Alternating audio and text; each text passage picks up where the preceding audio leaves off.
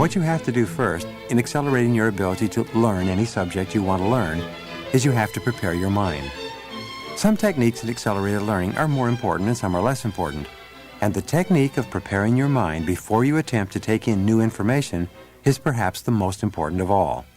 By becoming skilled at getting ready to learn, you can double or triple your capacity to learn virtually overnight. In fact, everything that you've ever learned easily and well has been because your mind was in a learning state prior to the input of the new information. When you deliberately create this learning state before you read or attend a session or expose yourself to new ideas, you will be astonished at how much material your mind absorbs and retains. You know that a positive mental attitude is an essential part of success in virtually any field in life, and there's no place where this is more important than in learning. The more positive, optimistic, and relaxed you are when you approach a learning situation, the faster and more easily you learn. Having a positive mental attitude is like turning on all the lights in a tall office building. Your entire brain is switched on and open to new inputs. On the other hand, a negative mental attitude has the effect of shutting down many parts of your brain, like turning off the lights on different floors of an office building. If you are negative, fearful, stressed, or worried for any reason, your ability to learn drops dramatically. This entire session will be filled with powerful, proven ideas that you can use easily to prepare your mind and to open all your mental windows and let in information at a rapid rate. First, I'll explain to you the 5 keys to rapid adult learning. Second, you'll learn the role of your attitudes, beliefs, and feelings in affecting the speed at which you learn. Third, you'll learn how to get into a resourceful state of mind with a simple 7-step system. Fourth, you'll learn how to set well-defined learning goals so that you have a clear idea of where you want to end up. Fifth, you'll learn how to use positive affirmations to condition your mind so that it is positive, optimistic, and continually open to new information. Sixth, you'll learn how to plan your time so that you get the very most out of every minute. Seventh, you'll learn how to keep calm, cool, and relaxed so that your higher mental powers are always switched on when you're learning something new. And eighth, you will learn about some things you can do to keep yourself at a high level of motivation. So now, let's begin and look at some of the things that you can do to make learning faster, more effective, and more enjoyable. There are 5 basic keys to adult learning. The first is desire. You must really want to learn a new subject. Your desire must be personal and aimed at the fulfilling of your own personal goals and objectives. You can never learn something because you feel that you should learn it. You can't learn because somebody else thinks it's a good idea for you. You can only learn when you really want to learn yourself because you can see the benefits to yourself from mastering a new subject. Many people grow up with the idea that they are learning their subjects and getting grades on their report cards in order to satisfy their parents and teachers. They unconsciously come to believe that education is something that is done to them and that they only do it well in order to please others. It's only when you realize that everything you learn is for your own personal benefit and that it has little or nothing to do with the people around you that you become a totally self-responsible learner. It's only then that you begin to intensely desire the benefits that can accrue to you from being more knowledgeable and more skillful. The second key to adult learning is motivation, which comes from continually asking and answering the question, what's in it for me? What is in it for you? The more reasons you have for wanting to learn a particular subject, the more motivated and determined you will be to overcome the mental inertia that holds most people back. When I begin studying a new subject that I think will be helpful to me in my business, one of the things I do is to analyze it in terms of the additional income that can accrue to me by mastering the new topic. I then calculate my return on investment by determining the number of hours it will take me to master the subject and the extra amount that I will earn as a result. For example, if you are earning $20 per hour, and by developing certain skills and becoming very good at them, you can increase your value and your income to $30 per hour, you are looking at an increase of $10 per hour as the result of learning a new skill. Now let us say that it takes you 100 hours of study and practice to develop the new skill. Since you work about 2,000 hours per year, and the new skill will help you for, let us say, a minimum of 3 years, you will earn an additional $20,000 per year times 3 years, or a total of $60,000 extra as a result of having this skill in your arsenal of abilities. If you divide the 100 hours that you will have to invest to develop this skill into the $60,000 extra that you will make over the next 3 years as a result of having it, you come out to an hourly rate for learning of approximately $600 per hour. This is not bad pay for becoming excellent at learning and applying a new subject. Now, what if the new skill only increased your value by $5 per hour? Then, you would only be earning $300 per hour for every hour you put in developing that skill. When you begin to look at learning in your work as an investment of time and effort that will give you a definite return to your personal bottom line, you start to get very motivated indeed. The third key to adult learning is relevance. The more relevant a subject is to what you are doing at this very minute, the more driven and determined you will be to learn, retain, and apply the new information. One of the best ways of making a subject more relevant to you is what is called the critical success factor method of analysis. Critical success factors, or CSFs, are based on the discovery that there are seldom more than 5 to 7 factors that determine your success at any particular job. They're called critical success factors because your ability to do them well will assure your success, and your inability to do a good job at even one of them will almost certainly cause you to fail. For example, let us say that excellent personal and time management skills are a critical success factor for your work. If you organize yourself and your time very well so that you are always concentrating on high-priority tasks, you will be successful. However, if you are brilliant in every other area of your work except for time management, and for some reason you cannot get yourself organized so that you get the results that are expected of you, that alone will cause you to fail in your field. This is the definition of a critical success factor. If you're in management, the critical success factors are planning, organizing, staffing, delegating, supervising, measuring, and reporting. If you're poor at any one of these, it can sabotage your entire career. If you're in sales, your critical success factors will be prospecting, getting appointments, establishing rapport with your customers, uncovering problems your product can solve, making effective presentations, overcoming objections in closing the sale, and finally, personal time management. If you are poor at any one of these critical success factors, this alone can be enough to derail your sales career. Therefore, with regard to relevance, the more you focus on learning the skills that you most need to be successful right now, the more and faster you will learn and remember. When I began taking a business degree at the university, I wasn't sure that I'd be able to finish the 3 years of coursework. So what I did was to choose courses that I could use immediately in my current work. I selected the most relevant courses to me at the moment. I suggest that you do the same. When you begin learning, ask yourself, what is the most important subject that I could master to help me to be more successful in my job right now? Then, move that subject up to the top of your list of learning priorities and go to work on mastering that subject first. This will assure a high degree of desire and motivation as you learn and move forward. The fourth key to adult learning is anticipation. This is developing the attitude within yourself similar to that of a child at Christmas. It is the I can hardly wait attitude. The more you look forward to and anticipate the enjoyment of the learning experience and the benefits that you will get from mastering the subject, the more open and positive your mind will be, and the more you will activate your higher mental powers for rapid learning. The fifth key to adult learning is positive expectations. The more positively and confidently you expect to be able to learn easily and well, and to apply the material, the more open and optimistic you will be, and the faster you will learn. Wonderfully enough, all of these attitudinal factors can be manufactured by you personally in your own mind by simply making a decision to do so. In fact, when you look forward to playing your favorite sports like golf or tennis, or going dating or dancing with members of the opposite sex, or going on vacation to a favorite spot, all of these factors are at work. You have intense desire. You are highly motivated because you know exactly what's in it for you. You feel that what you are going to be doing is relevant and important to your life. You look forward to it with anticipation, and you have positive expectations of the enjoyment you will experience.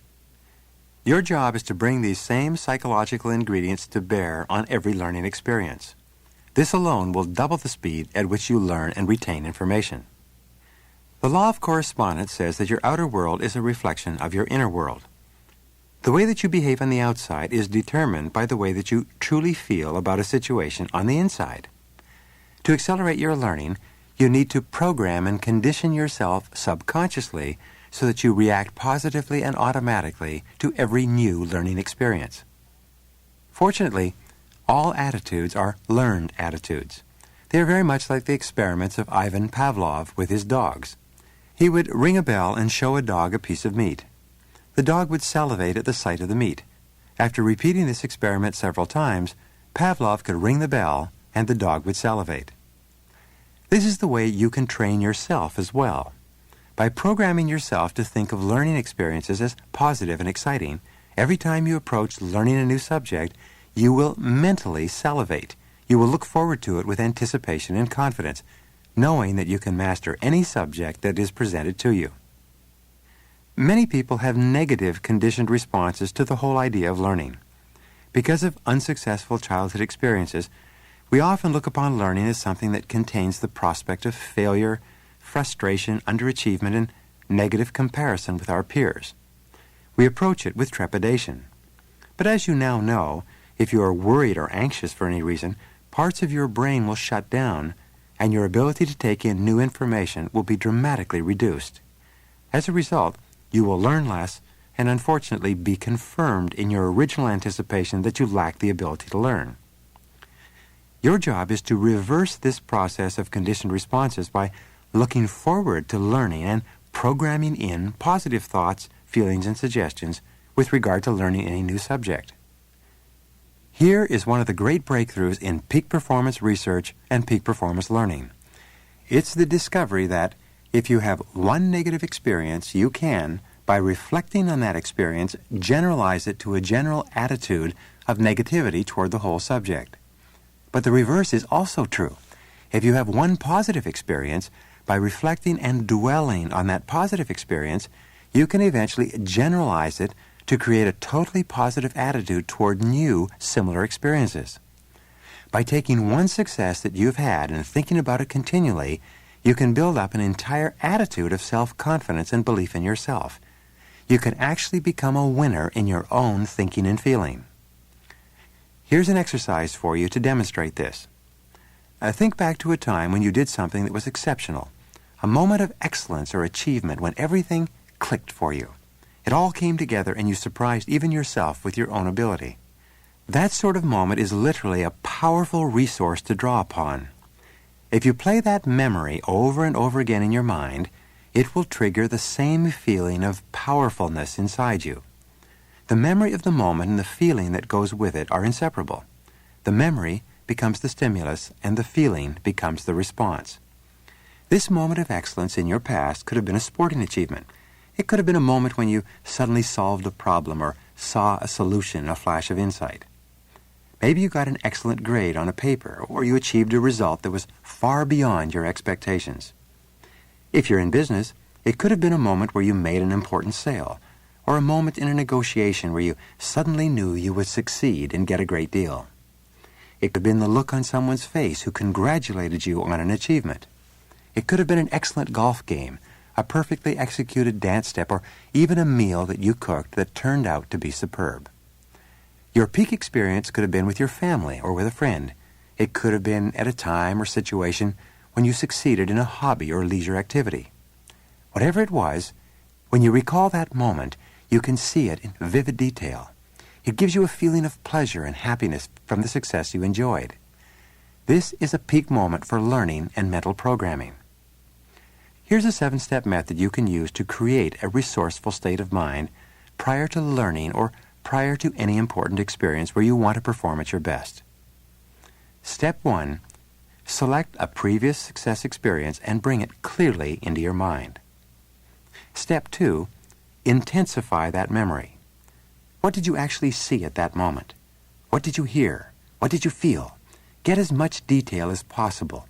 Use all your senses. Take some time. See it out of your own eyes as you did originally. Hear it with your own ears. Feel it with your body. Avoid seeing yourself in the scene from a distance. It's essential that you look out at the successful scene from inside, because that creates the same feeling of confidence and strength that you had originally. By doing this, you are learning how to recall a powerful state of resourcefulness. All you need to do now is to call that feeling up whenever you wish. Step 3, having recaptured your moment and feeling of peak experience, think of one word that sums up the original event.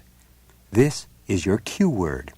For example, you could use the word power or the word great. You could even use the word yes. These are all powerful anchor words. Step 4, sit up straight and straighten your body. Pull your shoulders back. Now, look up and take a deep breath. This is important because at moments of peak experience, you automatically breathe deeply and raise your chin and eyes. In fact, when you raise your chin and eyes, it actually makes you feel brighter and more powerful in any situation. Step 5, clench your fist, which is a natural thing to do when you feel powerful. Step 6, now intensify your memory of that original experience. Recreate and really enjoy the powerful feeling that you had at your moment of triumph. Step 7, unclench your fist and open your eyes. Each time you repeat this sequence of 7 steps, this stimulus-response pattern becomes stronger and stronger. Soon, you will be able to return to this powerful, resourceful state whenever you want. You will just take a deep breath, picture the scene, clench your fist, and say your key word inside your head. You will have deliberately programmed yourself to feel calm, confident, and powerful on command. This is a skill, by the way, that is not only good for learning, it's a skill for life that you can use in every experience. Remember, we're all conditioned to respond in certain ways, either positively or negatively. Unfortunately, most of our conditioning has occurred in a random, haphazard way, usually by accident. It's your job now to take full control over your own mental programming and assure that the way you automatically respond is consistent with your highest good.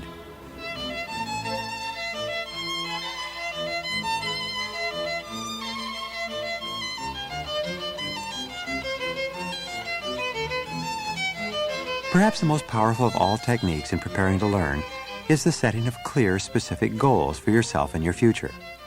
The more clear, vivid, and intensely desired your goals are, the more you'll be motivated and driven to achieve them, including and especially your learning goals.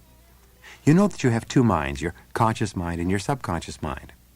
Your conscious mind is activated by words, ideas, and linear concepts. Your subconscious mind, which is far more powerful, is activated by pictures, images, and emotions. Intensely desired goals, clearly visualized, activate your subconscious mind and turn on all your other mental powers.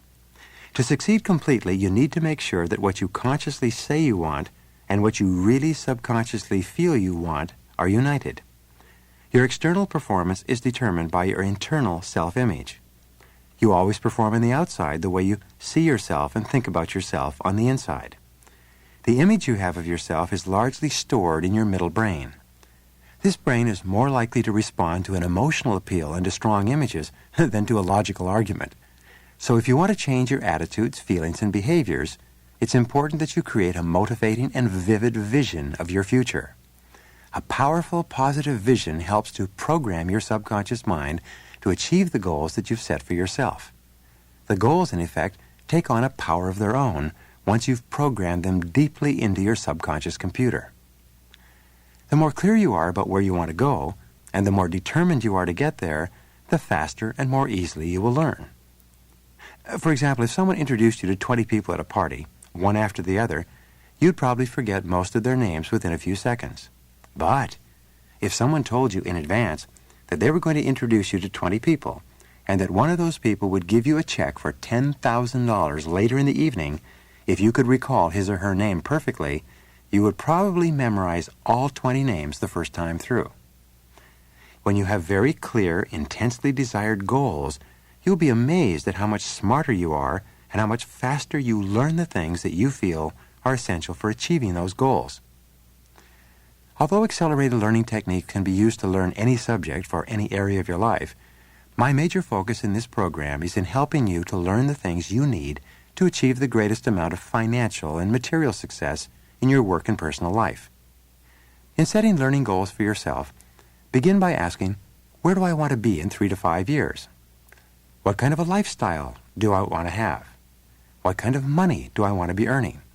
What kind of a house do I want to be living in? What kind of a car do I want to be driving? What level do I want to achieve in my business or industry? What position of status or prestige do I hope to rise to in my career? What professional degrees or certifications do I want to have? Look around you. Who else is earning the kind of money you want to earn or living the kind of life that you want to live? What are they doing differently from you? What knowledge and skills do they have that you lack? If you're unsure, go and ask them. Ask the people around them. You can't hit a target that you can't see. Find out what you need to be good at in order to achieve the goals that are important to you. Once you know exactly what you want, ask yourself this key question. Why aren't you there already? What's holding you back? What obstacles are standing in your way? In many cases, you are already on the right track, and it's just a matter of time before you get there. But it is also extremely likely that there are essential skills that you must develop if you want to achieve at the same high level as the best people in your industry. I have known sales professionals who have dramatically changed their entire lives by recognizing that they were weak in telephone prospecting skills. One seminar graduate of mine told me recently that by dedicating himself for 6 solid months to telephone prospecting skills, he increased his sales and his income by more than 400%. He finally realized that poor telephone prospecting skills was the critical success factor that was sabotaging his entire career. Once he learned how to do it well by study and practice, his career took off. Here is perhaps the most important question of all in setting learning goals. It is this. What one skill, if you did it in an excellent fashion over and over, would have the greatest positive impact on your life and career? Wherever you are and whatever you're doing, there is one critical core skill or competency that, if you develop it, would have the greatest positive impact on your current situation in life. Your job is to clearly identify it and then make a plan to become outstanding in that specific area. Once you've decided your goal and you've decided the person you have to become in order to achieve that goal, create a vision or a mental image for yourself as if you were already that person. See yourself, think about yourself, and feel yourself as if you had already achieved the success that you desire. Your ability to verbalize, visualize, and emotionalize your desired goal or end state serves as a powerful motivator to both action and learning. Once you've clearly decided what you want and the person that you will have to become in order to achieve it, write it all down in detail on paper. Less than 3% of Americans have written goals, and they accomplish far, far more than people do without them. In a study done at Harvard University between 1979 and 1989, they found that the graduates who left the university with clear written goals and specific plans for their achievement were earning 10 times as much as the others a decade later. Clear written goals intensify your desire and deepen your belief that they are achievable. When you write down a goal, you activate your visual, auditory, and kinesthetic senses. A written goal gives you a track to run on. It enables you to take control over the direction of change and the direction of your life. It makes you feel more powerful and purposeful. A written goal is a blueprint for success, just like a recipe is a blueprint for a dish that you want to prepare. The habit of writing down your goals and making plans for their accomplishment will do more to help you achieve great things in life than any other single skill that you can develop. I've been teaching this skill to thousands of people over the years, and I never cease to be amazed at the incredible stories that my graduates come back to me with about things that have happened to them since they started writing down their goals. When you have a written goal, it becomes easier for you to visualize the achievement of that goal. In fact, a goal that is not written down is merely a wish or a fantasy. It has no energy behind it. It has no motivating power. It has no substance or long-term influence on the way you think, feel, and act. Once you've written out your goals and made plans to accomplish them, you should create an affirmation that is consistent with your goal. Affirmations are so powerful that with them, your potential is virtually unlimited. Fully 95% of your emotions are determined by the way you talk to yourself, by your inner dialogue. When you talk to yourself in a positive, optimistic way, you feel more positive and optimistic.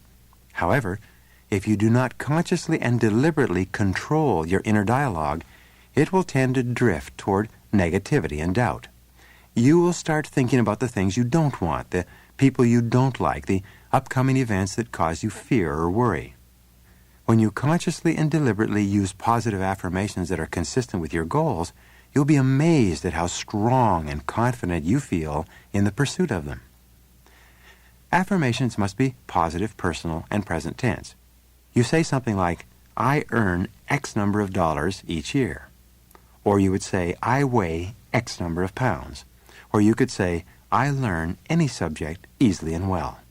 Or, I have an excellent memory for new information.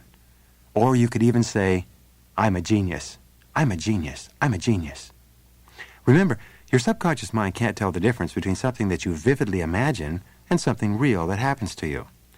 If you continually affirm in positive terms the things that you want to be and do, your subconscious mind will accept these statements as commands and go to work to bring them into your reality. The most powerful words in the language are the words that you say to yourself and believe. In fact, you build your personality and your future as a bricklayer builds a wall by putting one brick upon another with the things that you say to yourself repeatedly and believe. And the more emotion you put into your affirmations, the more impact they have on your subconscious mind and on your subsequent thinking and behavior. You should say things to yourself like, I like myself and I love my work. You should say things like, I'm the best. I feel happy. I feel healthy. I feel terrific.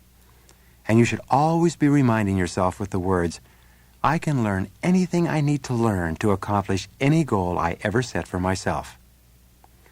When you repeat these words to yourself over and over, and you match them with a clear mental image of yourself as if you had already achieved your goals, your subconscious mind will work overtime, 24 hours per day, to motivate you forward and attract into your life people and circumstances who can help you to make your goals a reality.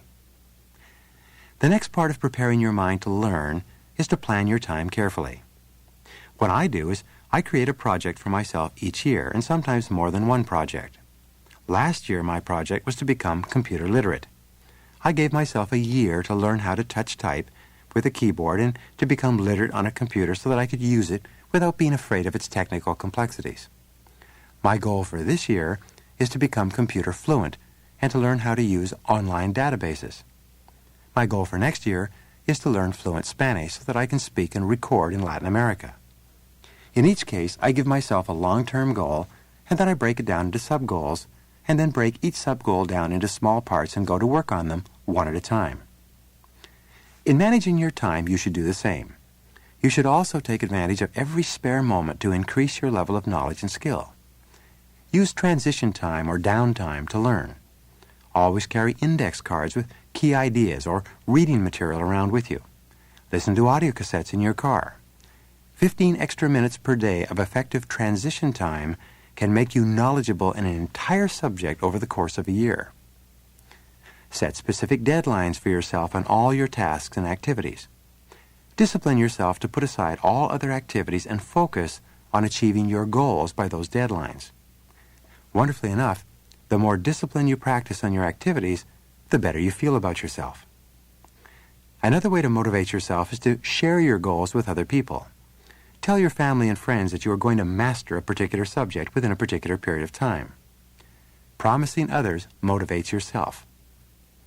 The next part of learning to learn has to do with getting into a resourceful state of mind through a series of mental calming techniques. You know by now that the more calm and relaxed you are when you approach a learning situation, combined with an intense motivation to absorb the material, the more rapidly you will learn. There are a series of things that you can do that are now being used by accelerated learning teachers all over the world. The first and most important of these is to calm your mind in advance of attempting to learn anything. This is so important that you should spend 10, 20, and even 30 minutes of deep relaxation prior to settling down to the business of taking in new information. Fortunately, this process of mind calming is fairly easy. You start by having relaxing classical music playing in the background. In fact, relaxing classical music in the background while you are reading or learning anything will harmonize both hemispheres of your brain, relax you substantially, and dramatically increase the amount that you can learn and remember. Not only that, having classical music playing will enable you to study for much longer periods without stress or fatigue. In mind calming, there's probably nothing more important than the practice of deep breathing. In deep breathing, you inhale deeply 7 to 10 times, holding your breath as long as you can, then exhale slowly with your eyes closed and with the music playing in the background. You let your entire body relax, especially your neck and shoulders. A very good exercise for you is to roll your head around and around on your neck, and then roll your shoulders forward and backward. Shake your hands as though you were shaking water off your fingers to get all the tension out of your body. Then, close your eyes, breathe deeply, listen to the gentle classical music, and just relax. This process of mind calming is similar to the process of physical warm-up that an athlete goes through prior to competition. Instead, you're going through a mental warm-up before entering into an effective learning experience. In preparing your mind to learn, your physical environment is extremely important. Be sure that you are comfortable both in your clothes and in your seating arrangements. Organize the place where you're going to study with colors, pictures, plants, posters, and even mottos or quotations on the wall that are conducive to excellent learning. These forms of secondary suggestion have an impact on how effectively your mind works during a learning experience. The more relaxed, calm, and confident you are as you approach the intake of new information, the more information comes in through your 7 intelligences, and the more of it you retain. Finally, in preparing yourself to learn, set up a regular schedule of rewards for each learning achievement. Just as children are motivated by candy and horses are motivated by sugar lumps, we as adults are motivated by the anticipation of the rewards that we expect to enjoy when we accomplish a task. I said earlier that you should take regular breaks. One of your rewards can be, after completing the learning of a particular piece of information, to get up and walk around, to relax and listen to a piece of music, to go for a walk or a run. It could be to phone a friend or to eat or drink something enjoyable. In fact, if you refuse to allow yourself a coffee break until you have completed a particular part of the work, you'll be amazed at how motivated you are to master the material so that you can have a cup of coffee. By clearly visualizing the rewards that you'll enjoy as a result of learning a piece of material, both in the short term and in the long term, you actually condition yourself, like Pavlov's dog, to be eager to learn whenever you start a learning task. Preparing to learn is the most important single step that you engage in. By relaxing your mind, visualizing your goals, setting up rewards for yourself, and by creating a relaxing and positive learning environment, you can activate all the centers of your brain that are responsible for the rapid intake of new ideas and information. The very act of going through the proper preparation sequence is similar to laying a good foundation for the construction of a building, or the organizing of all the ingredients necessary for the preparation of an excellent dish in the kitchen. The better prepared and organized you are before you attempt to learn something, the more and faster you will learn. By taking the time to prepare to learn thoroughly, you can double or triple the amount that you learn in any given period of time.